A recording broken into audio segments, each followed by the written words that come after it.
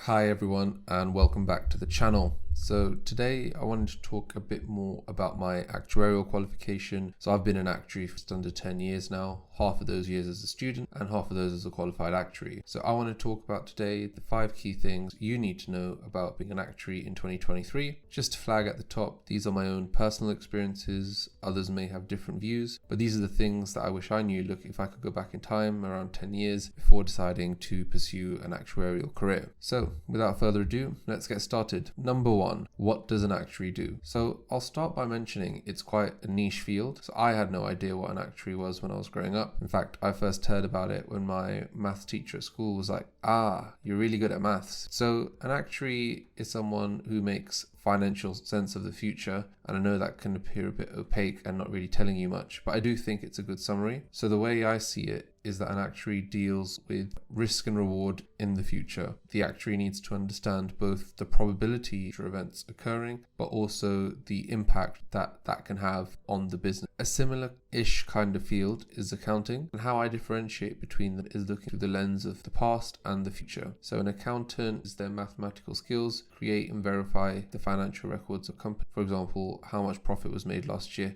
and it's all backwards looking. Whereas, as I've mentioned, an actuary's job is more forward looking. For example, how do we calculate the car insurance premiums for our customers next year? So number 2, what are the different types of actuaries? So actuaries typically work in 3 sectors. You have insurance, pensions, and investment. So insurance is the most common one for actuaries and the main one, and this can split into life insurance and general insurance. Life insurance deals with life events, unsurprisingly, for example, how to price income protection products or critical illness cover, and general insurance deals with personal, home, and motor insurance. In terms of pensions, the actuaries provide information to make sure that enough funds are available for them, so they do an actuarial valuation of pension every 3 years, recommending appropriate contribution rates, monitoring the fund assumptions, and recommending funding strategies for the pension scheme. And finally, we have investments. This is a niche area for actuaries and is actually the field in which I work. So I work for an investment consultant, and the firm advises schemes, both defined benefit and contribution, on how their assets should be invested so that members who are contributing to their pension throughout their working lives have enough money in retirement to live off and meet their needs.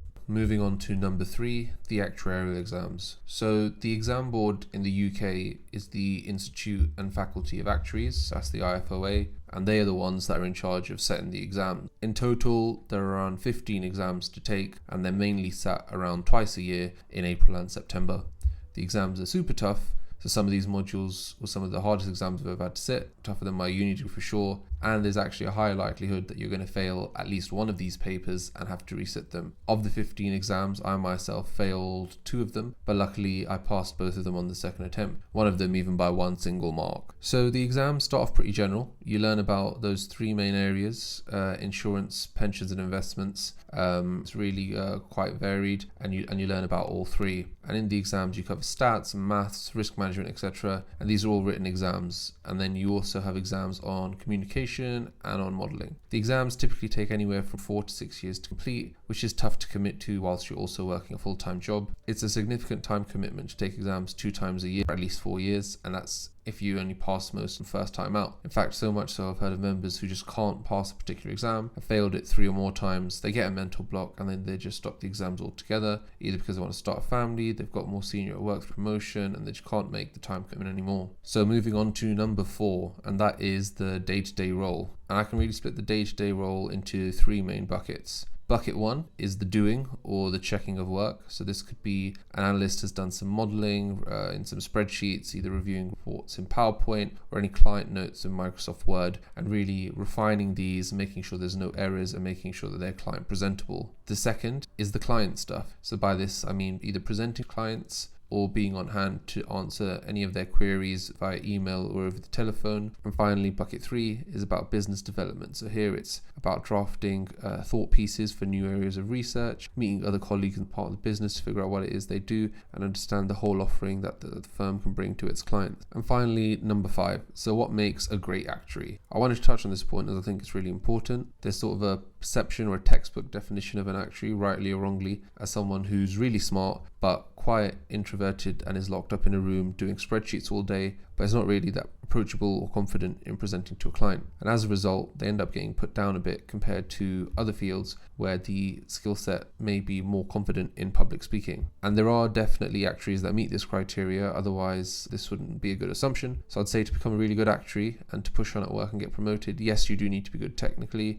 need to understand all the actuarial concepts, the spreadsheets, and be able to reason whether bits of analysis seem reasonable or not. But you also need to be able to create PowerPoint reports that clearly state, what was the objective of this report, what analysis have you done for the client, what are the findings. But then to really push on, you need to be good at presenting it to clients in a client-friendly way, taking all these technical concepts and summarizing it in an easy to digest manner to clients, so that the best actuaries are the ones who you can put in front of a client and they can explain in a non-technical way what they've done and what it means for the client's business. So yes, you need to be good at the technical stuff, but you also need to be really confident, good at public presenting. So that's a wrap up of the 5 key things you need to know about becoming an actuary. I hope you enjoyed this video, but it would be great to hear what you think. If you think this video was helpful, if you have any questions or suggestions about what you'd like to hear in the future, please do leave them down in the comments below. Otherwise, I will catch you next time.